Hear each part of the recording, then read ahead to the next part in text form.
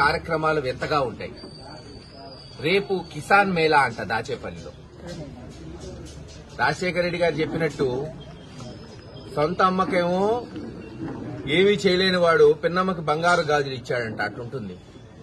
ఈ రోజు రైతులు బాబు మాకు మద్దతు ధర లేదు, పొగాకు రైతులు పాపం ఆందోళన చెందుతుంటే వాళ్ల మీద పోలీసులు పెట్టి దాడి చేయించి వాళ్ళని నిర్బంధించి బెదిరించి కనీసం గిట్టుబాటు ధర లేకుండా తరిమేశారు. వీళ్లంటా రేపు కిసాన్ మేళా పెట్టి రైతులకు న్యాయం చేస్తారంట.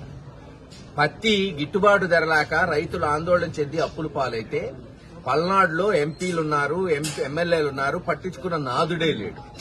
వీళ్ళు ఇంకా మేళాలు పెట్టి ఎవరికి న్యాయం చేస్తారో చెప్పండి. లేదు, అనేక చోట్ల చూస్తున్నాం.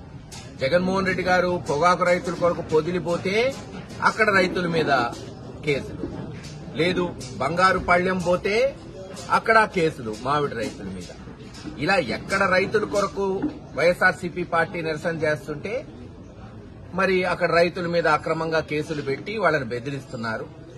మరి దాచేపల్లిలో వీళ్లు పెట్టే మేళా దేనికో ఎందుకో ఎవరికీ తెలియట్లా. కానీ ఒక్కటి చెప్తున్నా, దాచేపల్లిలో పత్తి కొనుగోలు కేంద్రంతో పాటు పత్తి ఎటు సీసీఐ వాళ్ళు కొనేవాళ్లు, మిర్చి కొనుగోలు కేంద్రం మొట్టమొదటిసారి వైఎస్ఆర్సీపీ ప్రభుత్వంలో తీసుకొచ్చాం. ఎలాగైతే గుంటూరు మార్కెట్ యార్డ్ లాగా దీన్ని అభివృద్ది చేయాలని మొదలైంది. 2 సంవత్సరాలు బాగానే కొనుగోలు జరిగినాయి. కానీ ఈ సంవత్సరం నుంచి దిక్కు మొక్కు లేదు.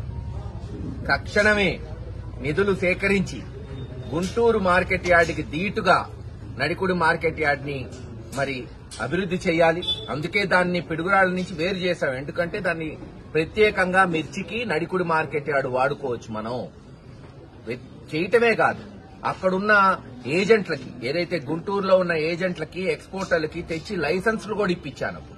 కానీ ఈ సంవత్సరం నుంచి వాళ్ళని పిలిచినోడు లేడు, పట్టించుకున్నోడు లేడు. అందుకే రావట్లా. అదే గనక మనం మన ప్రాంతంలోనే ఇప్పుడు కోల్డ్ స్టోరేజీలు కూడా వచ్చినాయి. బ్రహ్మాండంగా 4-5 ఎక్స్ట్రా కూడా వచ్చినాయి 5 ఏళ్లలో.